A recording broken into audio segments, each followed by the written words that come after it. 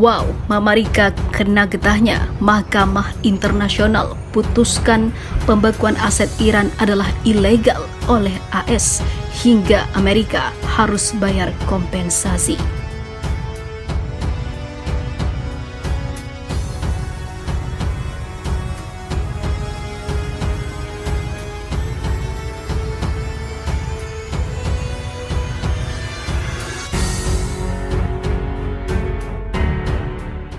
Mahkamah Internasional memutuskan Amerika Serikat bersalah tengah secara ilegal mengizinkan pengadilan membekukan aset beberapa perusahaan Iran.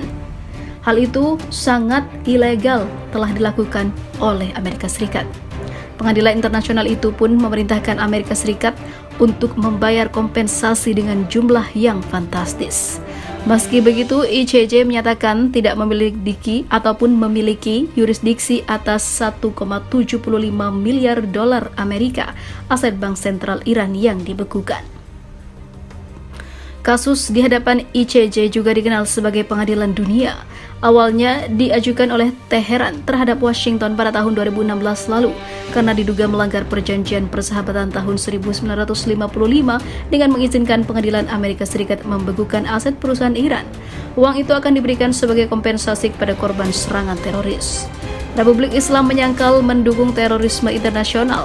Perjanjian persahabatan tahun 1950-an ditandatangani jauh sebelum revolusi Islam Iran tahun 1979 yang menggulingkan Shah yang didukung Amerika Serikat dan selanjutnya memutuskan hubungan Amerika Serikat dan Iran.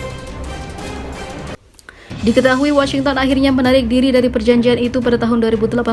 Meskipun demikian, ICJ memutuskan bahwa serangan itu ataupun perjanjian itu masih berlaku pada saat pembekuan aset perusahaan dan juga entitas komersial Iran dilakukan. Pengadilan telah menyimpulkan Amerika Serikat melanggar kewajibannya berdasarkan perjanjian persahabatan, kata Hakim Ketua Kirill Gevorgyan, hingga Amerika harus membayar atas aksi ilegalnya tersebut. Dia menambahkan bahwa Iran berhak atas kompensasi dan para pihak memiliki waktu 24 bulan untuk menyepakati jumlahnya. Jika itu tidak berhasil, pengadilan akan memulai proses pendakwaan dan menentukan kompensasi kepada Amerika Serikat. Para hakim juga menjelaskan bahwa pengadilan tidak memiliki yurisdiksi atas aset senilai 1,75 miliar dolar Amerika dari bank sentral Iran yang dipegang oleh Amerika Serikat karena bank tersebut bukan perusahaan komersial. Dan dengan demikian tidak dilindungi oleh perjanjian tersebut. Putusan ICJ Mahkamah Agung PBB bersifat mengikat tetapi tidak memiliki cara untuk menegakkannya. Amerika Serikat dan Iran termasuk di antara segelintir negara yang mengabaikan keputusan di masa lalu. Pejabat penasihat hukum Rich Fisek dari Departemen Luar Negeri Amerika Serikat mengatakan dalam sebuah pernyataan tertulis bahwa putusan itu menolak sebagian besar kasus Iran, terutama yang menyangkut aset bank sentral. Ini adalah kemenangan besar bagi Amerika Serikat dan korban terorisme yang disponsori negara Iran, tambah Fisek. Namun, kini telah diputus oleh Mahkamah Internasional jika Amerika Serikat harus membayar kompensasi atas pembekuan aset Iran yang ilegal yang dilakukan Amerika tersebut.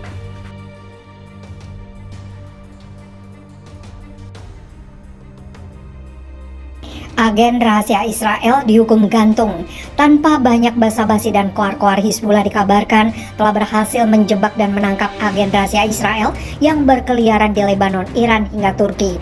Dengan pengintaian dan operasi yang panjang, pasukan Hizbullah dengan bantuan Iran berhasil meringkus ratusan agen rahasia yang dikirim Israel ke berbagai negara untuk mencuri data rahasia. Tidak main-main, hukuman pun langsung dijatuhkan bagi para gerombolan agen rahasia terlatih milik Zionis ini.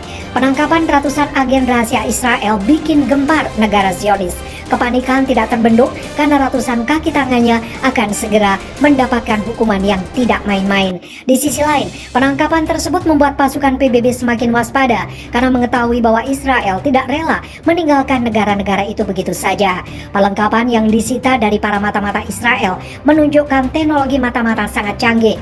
Sebuah laporan menyebutkan bahwa harga dari lemari es yang mampu mengirimkan gambar dari Lebanon dan Suriah diperkirakan senilai $100.000 Amerika Serikat dan USB flash-nya senilai $70.000 Amerika Serikat.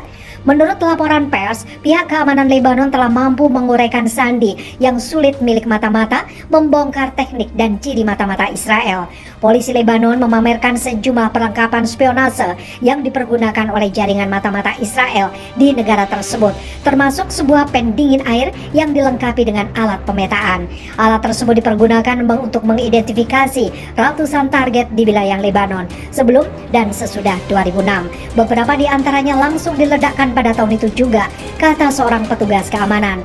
Hasil penyelidikan menunjukkan bahwa seluruh target, termasuk gedung, jembatan, posko militer, telah diledakkan dalam perang.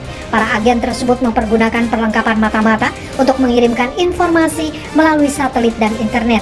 Salah satu perlengkapan bersandi yang ditunjukkan kepada wartawan dibuat di bagian dalam lemari. Selain pendingin air, perlengkapan lainnya termasuk sebuah dompet wanita berbahan kulit dan gantungan kunci yang memiliki tempat rahasia untuk menyembunyikan kaset rekaman berukuran kecil. Sebuah radio dan surat identifikasi adalah palsu. Mata-mata Yahudi menggunakan benda sehari-hari yang tampaknya tidak berbahaya untuk berkomunikasi dengan Israel melalui pesan bersandi khusus. Seorang petugas keamanan Lebanon membeberkan mahalnya harga sejumlah peralatan seperti lemari es yang dipergunakan Jenderal Purnawirawan Lebanon Adib Al-Alam yang bernilai $100.000 Amerika Serikat. Sementara itu, Kepala Pasukan Keamanan Negara ketika itu Jenderal Ashraf Rifi mengatakan upaya mengungkap jaringan agen rahasia Israel adalah tujuan utama dari pasukan keamanan Lebanon. Para informannya yang mengatakan kurangnya kapasitas dapat mencegah terpenuhinya pencapaian dalam hal ini sejak tahapan awal, namun menekankan bahwa situasi hari ini sudah lebih baik. Kami hanya membutuhkan waktu sejenak untuk membentengi diri dari serbuan mata-mata Mossad di Lebanon. Dia menambahkan bahwa ancaman Israel bukan main-main. Siapapun yang ingin berhadapan dengan hal tersebut harus sepenuhnya siap. Menurut dia, pasukan keamanan telah menangkap seorang agen yang memiliki jaringan dengan Mossad beberapa bulan lalu, namun tidak bersedia membongkar identitasnya. Karena kami merasa bahwa pencapaian tersebut tidak cukup, kami tidak seharusnya menyombongkan diri sebelum misi terselesaikan. Dia menambahkan gerakan ini sudah merintis jalan untuk membongkar banyak jaringan mata-mata di Lebanon.